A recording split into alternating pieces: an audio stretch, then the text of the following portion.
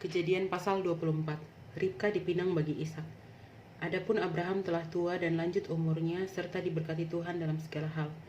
Berkatalah Abraham kepada hambanya yang paling tua dalam rumahnya, yang menjadi kuasa atas segala kepunyaannya, katanya, "Baiklah, letakkan tanganmu di bawah pangkal pahaku, supaya aku mengambil sumpahmu demi Tuhan, Allah yang empunya langit dan yang empunya bumi, bahwa engkau tidak akan mengambil untuk anakku seorang istri dari antara perempuan Kanaan yang diantaranya aku diam.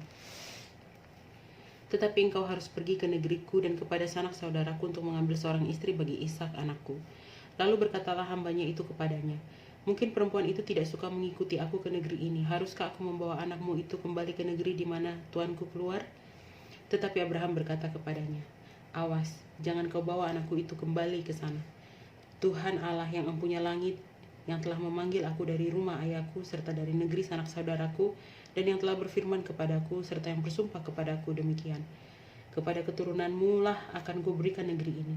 Dialah juga akan mengutus malaikatnya berjalan di depanmu sehingga engkau dapat mengambil seorang istri dari sana untuk anakku. Tetapi jika perempuan itu tidak mau mengikuti engkau, maka lepaslah engkau dari sumpahmu kepadaku ini.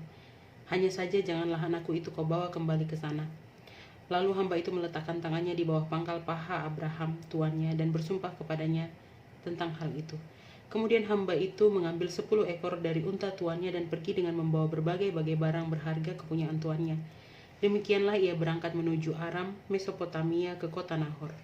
Di sana disuruhnyalah unta itu berhenti di luar kota dekat suatu sumur pada waktu petang hari, waktu perempuan-perempuan keluar untuk menimba air. Lalu berkatalah ia, "Tuhan Allah, tuanku Abraham, buatlah kiranya tercapai tujuanku pada hari ini, tunjukkanlah kasih setiamu kepadaku, kepada tuanku Abraham."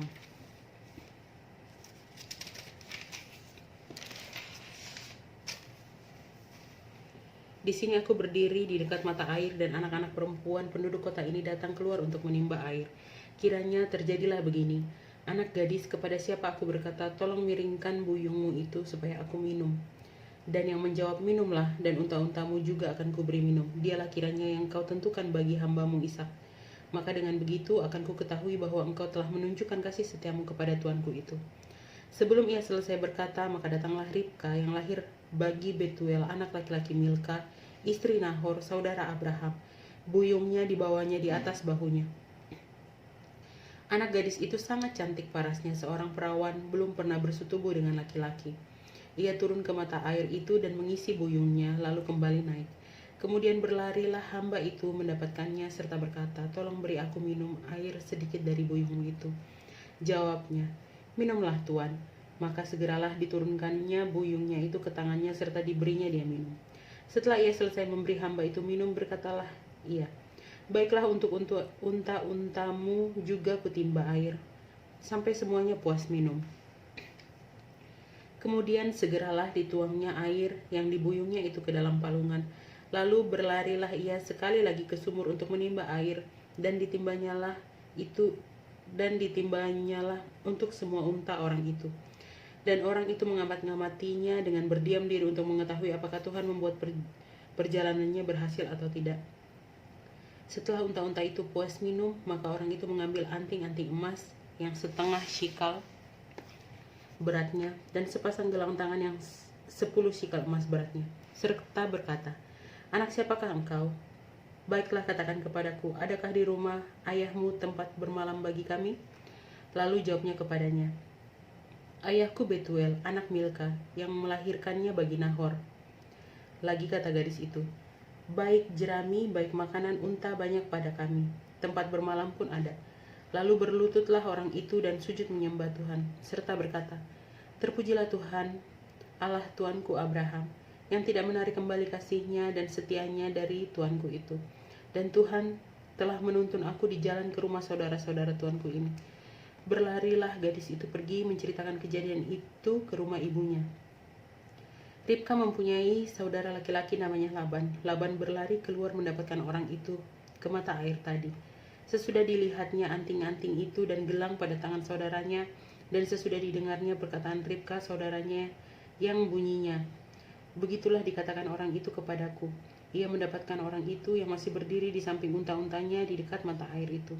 dan berkata, "Marilah engkau yang diberkati Tuhan, mengapa engkau berdiri di luar, padahal telah kusediakan rumah bagimu dan juga tempat untuk unta-untamu." Masuklah orang itu ke dalam rumah, ditanggalkanlah pelana unta-unta. Diberikan jerami dan makanan kepada unta-unta itu. Lalu dibawa air pembasuh kaki untuk orang itu dan orang-orang yang bersama-sama dengan dia. Tetapi ketika dihidangkan makanan di depannya, berkatalah orang itu, "Aku tidak akan makan sebelum kusampaikan pesan yang kubawa ini." Jawab Laban, "Silahkan." Lalu berkatalah ia, Aku ini hamba Abraham. Tuhan sangat memberkati tuanku itu, sehingga ia telah menjadi kaya. Tuhan telah memberikan kepadanya kambing domba dan lembu sapi, emas dan perak, budak laki-laki dan perempuan, unta dan keledai. Dan Sarah istri tuanku itu sesudah tua telah melahirkan anak laki-laki bagi tuanku itu. Kepada anaknya telah diberikan tuanku segala harta miliknya. Tuanku itu telah mengambil sumpahku.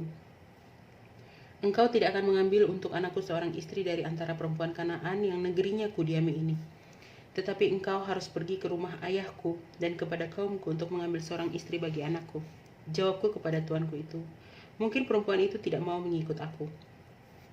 Tetapi katanya kepadaku, Tuhan yang di hadapannya aku hidup, akan mengutus malaikatnya menyertai engkau dan akan membuat perjalananmu berhasil, sehingga engkau akan mengambil bagi anakku seorang istri dari kaumku dan dari rumah ayahku. Barulah engkau lepas dari sumpahmu kepadaku. Jika engkau sampai kepada kaumku dan mereka tidak memberikan perempuan itu kepadamu, hanya dalam hal itulah engkau lepas dari sumpahmu kepadaku. Dan hari ini aku sampai ke mata air tadi, lalu kataku, Tuhan Allah Tuhan Abraham, sudilah kiranya engkau membuat berhasil perjalanan yang kutempuh ini.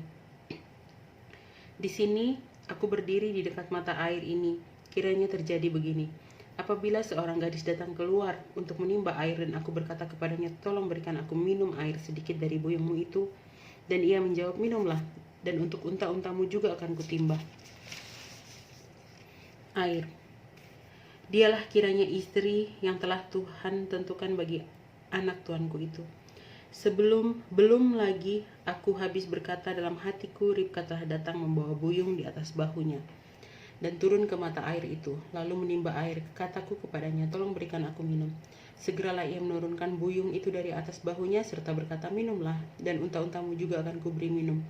Lalu aku minum dan unta-unta itu juga diberinya minum. Sesudah itu aku bertanya kepadanya, anak siapakah engkau? Jawabnya, ayahku Betuel anak Nahor yang dilahirkan Milka. Lalu aku mengenakan anting-anting pada hidungnya dan gelang pada tangannya. Kemudian berlututlah aku dan sujud menyembah Tuhan serta memuji Tuhan Allah Tuanku Abraham, yang telah menuntun aku di jalan yang benar untuk mengambil anak perempuan saudara tuanku ini bagi anaknya. Jadi sekarang apabila kamu mau menunjukkan kasih dan setia kepada tuanku itu, beritahukanlah kepadaku. Dan jika tidak, beritahukanlah juga kepadaku, supaya aku tahu entah berpaling ke kanan atau ke kiri. Lalu Laban dan Betuel menjawab, semuanya ini datangnya dari Tuhan. Kami tidak dapat mengatakan kepadamu baiknya atau buruknya. Lihat, Ribka ada di depan matamu, bawalah dia dan pergilah, supaya ia menjadi istri anak tuanmu, seperti yang difirmankan Tuhan.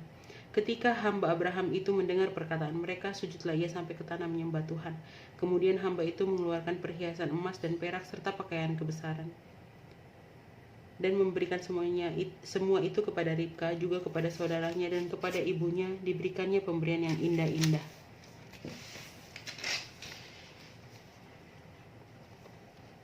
Sesudah itu makan dan minumlah mereka, dan ia dan orang-orang yang bersama-sama dengan dia, dan mereka bermalam di situ. Paginya sesudah mereka bangun, berkatalah hamba itu, lepaslah aku pulang kepada tuanku. Tetapi saudara Ribka berkata, serta ibunya juga, biarkanlah anak gadis itu tinggal pada kami barang 10 hari lagi, kemudian bolehlah engkau pergi. Tetapi jawabnya kepada mereka, janganlah tahan aku, sedang Tuhan telah membuat perjalananku berhasil, lepaslah aku, supaya aku pulang kepada tuanku. Kata mereka, baiklah, kita panggil anak gadis itu dan menanyakan kepadanya sendiri. Lalu mereka memanggil Ribka dan berkata kepadanya, maukah engkau pergi beserta orang ini? Jawabnya, mau. Maka Ribka saudara mereka itu dan inang pengasuhnya beserta hamba Abraham dan orang-orangnya dibiarkan mereka pergi. Dan mereka memberkati Ribka, kata mereka kepadanya, "Saudara kami, moga-moga engkau menjadi beribu-ribu laksa dan moga-moga keturunanmu menduduki kota-kota musuhnya." Lalu berkemaslah Ribka beserta hamba-hambanya perempuan dan mereka naik unta mengikuti orang itu. Demikianlah hamba itu membawa Ribka lalu berjalan pulang. Adapun Ishak telah datang dari arah sumur Lahairoi, ia tinggal di tanah Negeb. Menjelang senja Ishak sedang keluar untuk berjalan-jalan di padang. Ia melayangkan pandangnya, maka dilihatnya lah ada unta-unta datang. Ribka juga melayangkan pandangnya, dan ketika dilihatnya Ishak, turunlah ia dari untanya. Katanya kepada hamba itu, "Siapakah laki-laki itu yang berjalan di padang ke arah kita?" Jawab hamba itu, "Dialah tuanku itu." Lalu Ribka mengambil telekungnya dan bertelekunglah ia. Kemudian hamba itu menceritakan kepada Ishak segala yang dilakukannya. Lalu Ishak membawa Ribka ke dalam kemah Sara ibunya dan mengambil ia menjadi istrinya. Ishak mencintainya dan demikian ia dihiburkan setelah ibunya meninggal.